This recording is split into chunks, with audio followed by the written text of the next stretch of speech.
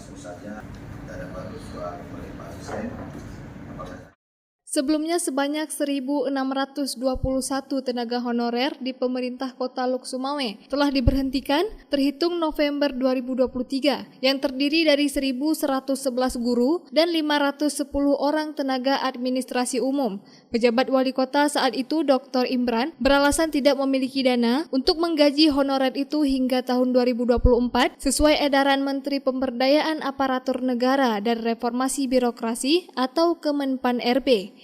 Pasca beralihnya kepemimpinan Kota Lok Sumawe kepada PJ Wali Kota Abdul Hanan pada tanggal 22 Desember 2023, Wakil Ketua DPRK Lok Sumawe T. Sofianus mengirimkan surat kepada PJ Wali Kota Lok Sumawe CQ Sekretaris Daerah Kota Lok Sumawe untuk menginstruksikan Kepala BKP SDM mengikuti rapat pembahasan terkait status non-ASN di lingkungan Pemko Lok Sumawe untuk tahun 2024 bersama DPRK Lok Sumawe.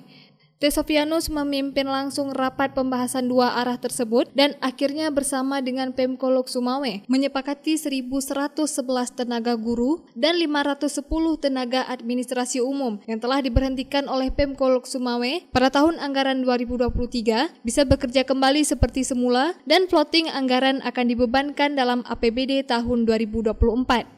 T. Sofianus mengapresiasi keputusan yang diambil oleh PJ Wali Kota Abdul Hanan karena menurut dirinya, kebutuhan tenaga honorer atau non-ASN ini real di lapangan. Meskipun menurut Ketua DPC Partai Demokrat Kota Lok Sumawe ini mengakui bahwa pendapatan asli daerah Kota Lok Sumawe masih lemah dan menjadi salah satu kendala di Pemko Lok Sumawe.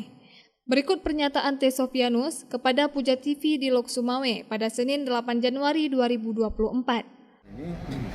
Alhamdulillah dengan berbagai komunikasi yang kita lakukan bersama dengan pemerintah pasca perubahan kepemimpinan daerah, insya Allah nyambung, di mana PJ Wali Kota Lok Sumawe yang baru Bapak Abdul Hanan sepakat dan perpanjang kembali.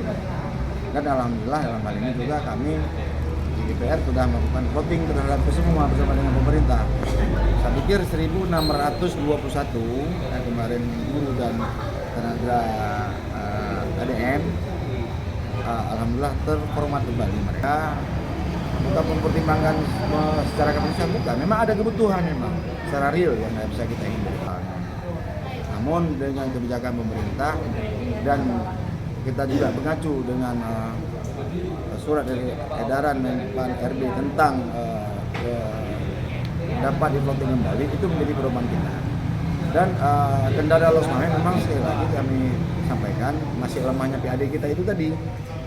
Nah, oleh karena itu dengan segala pertimbangan, kebijakan sampai dengan keputusan akhir, kami DPR dan pemerintah menyetujui kembali bahwa floating anggaran tersebut tetap maksimal kembali, tetap berjalan kembali.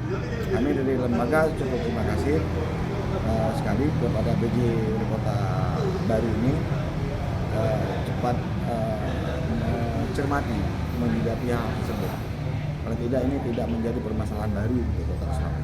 Insyaallah lah kita harapkan dengan kepala dingin kita berpikir cerdas untuk mencarikan solusi-solusi yang tepat dan akurat untuk warga Kota Sumawe itu khususnya. Terima kasih.